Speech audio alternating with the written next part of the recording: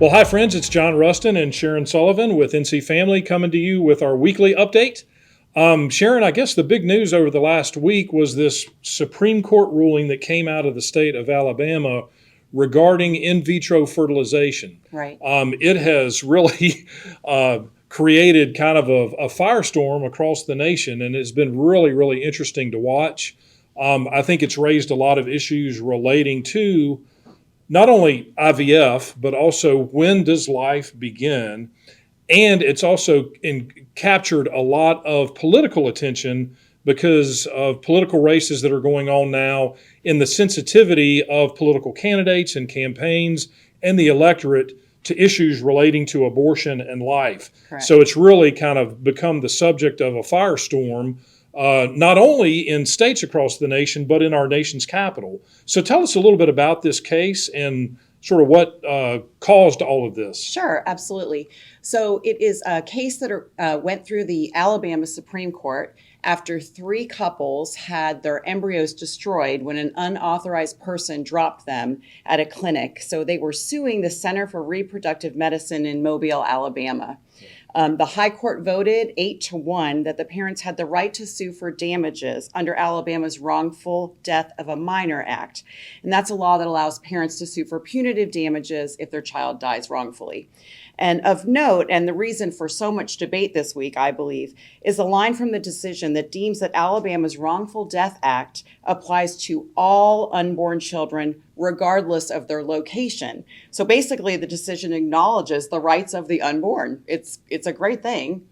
So these were embryos that were taken from the couple, or sperm and egg that were taken from the couple. They Correct. were joined together. They were frozen, so Right. cryogenically frozen, had not been used. And somebody, I don't know, broke in or accessed the secure area of this clinic, found the vials of these embryos and dropped them on the floor, breaking them and destroying the embryos. Right. And so the family sued, and this case went up to the Supreme Court.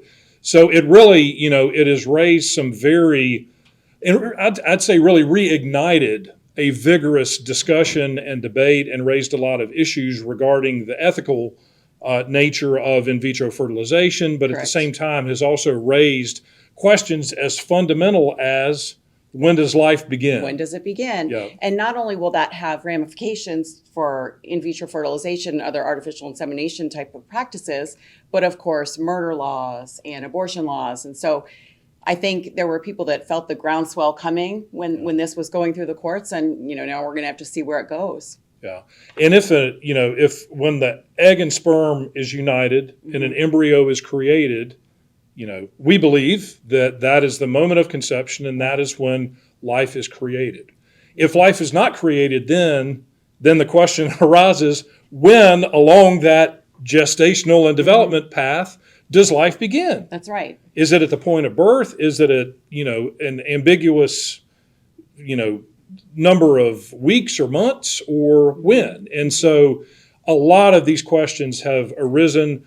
Sharon, you have written a great article that brings about a lot of these questions. We don't necessarily answer them all. No, it's almost yeah. impossible to do in some regards, because we're talking about precious life. It's God's life, and if it's created, is God not the creator of that? Yeah. Even if Yeah. it's not by natural means. So there's a lot of controversy to it in regards to when people actually believe these things start. But I try to lay out the ethical questions just as something to start thinking about. Yeah. Well, and it does also raise the incongruency or inconsistency of state laws, policies in Alabama. This was also the sanctity of life is written into the state constitution, and so it raises the incongruency of laws that, on one hand, say that unborn life is worthy of protection, but on the other hand, that certain unborn lives that may not be wanted by